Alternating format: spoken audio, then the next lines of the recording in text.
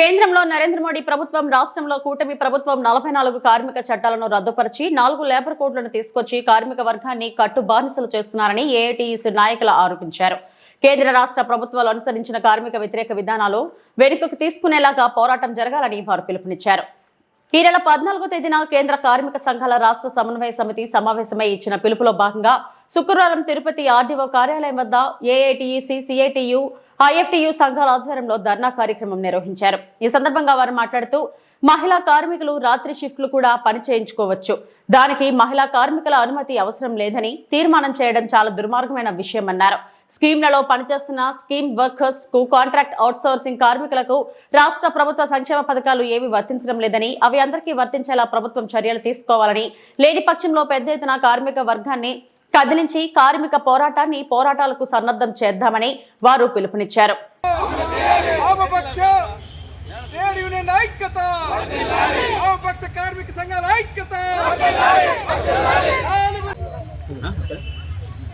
ఈ నెల 14వ తేదీన కేంద్ర కార్మిక సంఘాల సమావేశం జరిగి ఈ నెల 20వ తేదీన అన్ని మండల రెవెన్యూ కార్యాలయాల వద్ద ధర్నా కార్యక్రమాన్ని నిర్వహించాలి అని పిలుపునివ్వడం జరిగింది. అందులో పిలుపులో భాగంగానే ఈరోజు తిరుపతి ఆర్డీఓ కార్యాలయం వద్ద ఈ యొక్క ధర్నా కార్యక్రమాన్ని నిర్వహిస్తూ ఉన్నాం. ప్రధానంగా రాష్ట్ర కూటమి క్యాబినెట్ 8 గంటల పని విధానాన్ని రద్దు చేసి 10 గంటలు పని చేయాలి అని చెప్పానని, అదేవిధంగా రాత్రి షిఫ్టుల్లో కూడా మహిళా కార్మికుల దగ్గర పని చేయించుకోవచ్చు అని చెప్పానని తీర్మానం చేయడం అనేటువంటి జరిగింది. దీనికి వ్యతిరేకంగా పెద్ద ఎత్తున కార్మిక వర్గంలో వ్యతిరేకత ఉంది. కాబట్టి ఈ యొక్క తీర్మానాన్ని వెనక్కి తీసుకోవాలి, రద్దు చేయాలి అని చెప్పాలని అన్ని కేంద్ర కార్మిక సంఘాలు ముక్త కంఠంతో వ్యతిరేకిస్తూ ఉన్నాయి. అంతేకాదు, ఎన్నికల్లో కూటమి ప్రభుత్వం అనేక వాగ్దానాలు చేసింది. అనేక వాగ్దానాల్లో కార్మికులందరికీ కూడా కనీస వేతనం 26,000 రూపాయలు ఇస్తాము అని చెప్పని ప్రకటించింది. ఈరోజు అమ్మఒడి పథకాన్ని ప్రారంభిస్తూ అనేక షరతులు విధించడం అనేటువంటిది జరిగింది. గ్రామీణ ప్రాంతాల్లో 10,000 రూపాయలు, అర్బన్ ప్రాంతాల్లో 12,000 రూపాయల కన్నా ఎక్కువ ఉండేటువంటి వాళ్ళు ఎవరికి కూడా ప్రభుత్వ సంక్షేమ పథకాలు వర్తించవు అనే రీతిలో ప్రభుత్వం చెబుతోంది. దీనికి వ్యతిరేకంగా అన్ని కేంద్ర కార్మిక సంఘాలు కోరుతూ ఉన్నాయి. స్కీమ్ వర్కర్లకు కానివ్వండి, అదేవిధంగా కాంట్రాక్ట్ అవుట్సోర్సింగ్ కార్మికులందరికీ ప్రభుత్వ పథకాలు, సంక్షేమ పథకాలు వర్తించే విధంగా జీవో తీసుకురావాలి, అందరికీ వర్తింపజేయాలి. లేని పక్షంలో రానున్న కాలంలో పెద్ద ఎత్తున పోరాటాలకు కేంద్ర కార్మిక సంఘాలు పూనుకుంటాయి. అదేవిధంగా దేశవ్యాప్తంగా జూలై 9వ తారీఖున జరిగేటువంటి సార్వత్రిక సమ్మెలో కార్మిక వర్గం పెద్ద ఎత్తున రోడ్లపైకి వచ్చి రాష్ట్ర కేంద్ర ప్రభుత్వాలు అనుసరిస్తున్న కార్మిక వ్యతిరేక విధానాలకు తగిన బుద్ధి చెప్పాలి, రోడ్లపైకి రావాలి అని చెప్పని కేంద్ర కార్మిక సంఘాల పక్షాన రాష్ట్ర కార్మిక వర్గానికి పిలుపునివ్వడం జరుగుతూ ఉన్నది. కార్మిక సంఘాలు జూలై 9 సార్వత్రిక సమ్మె జరపాలని చెప్పి నిర్ణయించింది.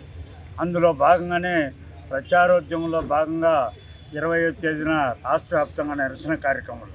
ఇక్కడ ప్రధానమైనటువంటి డిమాండ్ రాష్ట్ర ప్రభుత్వం ఒకవైపు నరేంద్ర మోడీ ప్రభుత్వం 40 కార్మిక చట్టాలను రద్దు చేసి 4 కోట్లుగా విధించి ఆయన పని గంటలకు సంబంధించి నిర్ణయించేదానికి దోబూచులాడుతుంటే, అంతకంటే ముందు చంద్రబాబు నాయుడు తగుదునమ్మా అని రాష్ట్ర మంత్రివర్గ సమావేశంలో సరాసరి 10 గంటల పని దినాన్ని నిర్ణయించేశాడు.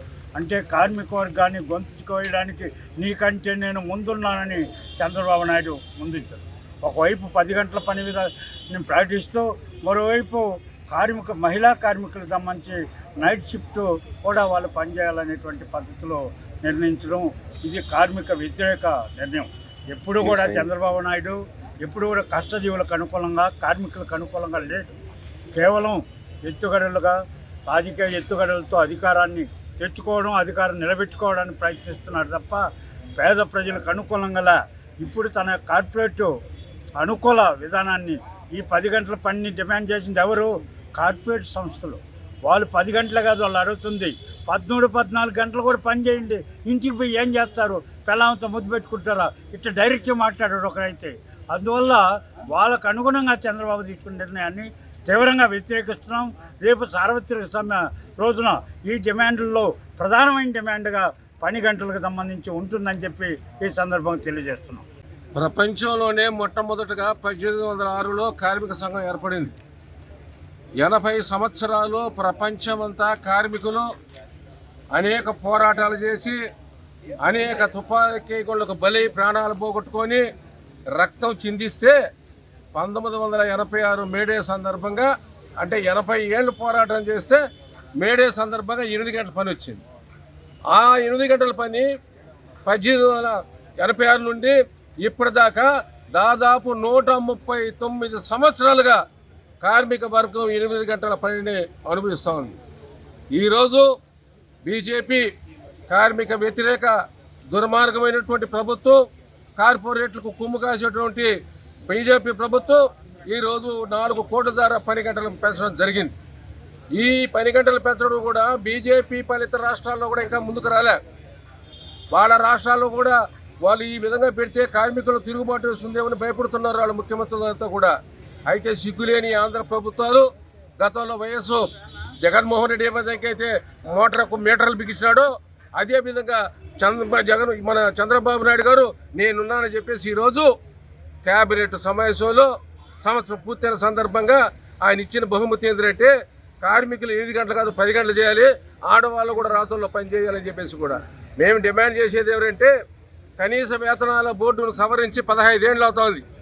15 ఏళ్లకు ముందైతే ఏ జీతం నిర్ణయించినారో ఈ రోజుకి అదే విధంగా ఉంది. 15 ఏళ్లలో విపరీతమైన ధరలు పెరిగినాయి. కార్మికుడు జీతం కానీ, కార్మికుడు భత్యం కానీ, కార్మికుడు అవసరం మాత్రం కూడా చంద్రబాబు నాయుడుకి అవసరం లే. ఇంకా పని చేయాలి, ఇంకా పని చేయాలి, ఇంకా ఎంత పని చేయాలి. కాబట్టి ఈ యొక్క తెలుగుదేశం కూటమి కూడా కార్పొరేట్లకు ఊడిగించేస్తా కార్మిక వర్గాన్ని పీల్చి పిండి చేస్తున్నారు. ఈ దుర్మార్గమైన చర్యను వామపక్ష సంఘాలు మేము ఒప్పుకునే ప్రసక్తే లేదు.